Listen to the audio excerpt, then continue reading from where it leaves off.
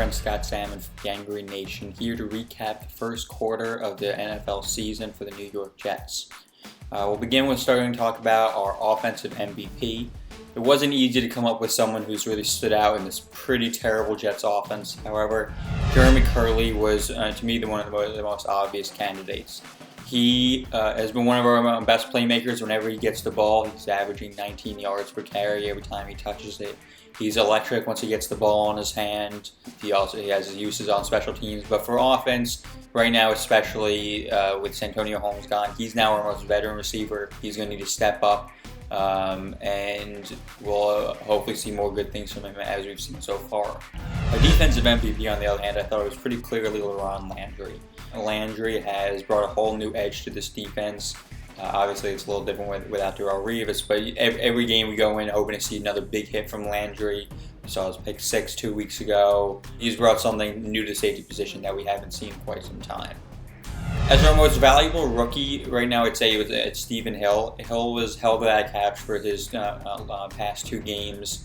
But in his first game, he had one of the best games of a rookie wide receiver.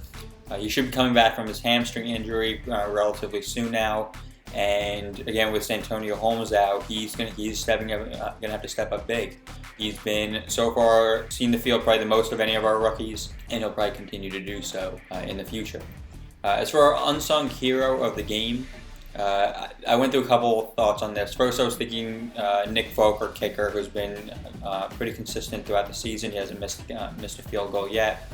Then I thought about Robert Malone, our punter, who came onto the team at the last moment, and really has been one of the most fun players to watch just with his booming kicks. He's got himself a fan club and all now, I'd say. But I thought the unsung hero for the Jets so far has to be Conrad Royland. He's tight end. He came in at the last minute, played with Mark Sanchez in high school, but with the injuries to John Connor, fullback, and Dustin Keller, tight end, Royland has stepped up into sort of an H-back role. He's worked at blocking at the fullback position. He's worked as a blocking tight end, the receiving tight end, and he's transitioned through all three of those spots pretty seamlessly. And he's one of the few relatively consistent players on our offense. And not many people, I don't think, know of Royland's name, but I suspect they will more, especially once we have Dustin Keller come back and he can get a little isolated more and get some bigger plays. Now, for the players whose time it is to step up, I wasn't able to narrow it down to one. I decided it had to be between Stephen Hill, who I mentioned earlier, and Quentin Coples, a rookie defensive end. The Jets need to get faster on defense. They need to start flexing their pass rushing ability. Otherwise, the loss of Darrelle Revis is going to hit us even more. Quentin Coples is one of our most promising pass rushers. He doesn't see the field too often, although I expect that his playing time will increase. But when he is on the field, he's really going to have to step it up. He's really going to have to show why he was our first-round pick. He's really going to have to make an impact.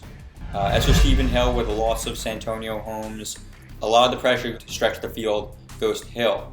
Hill's gone, like I mentioned earlier, was shut out the last 2 games after having an amazing first game. So he's going to have to step up and become more consistent in a hurry.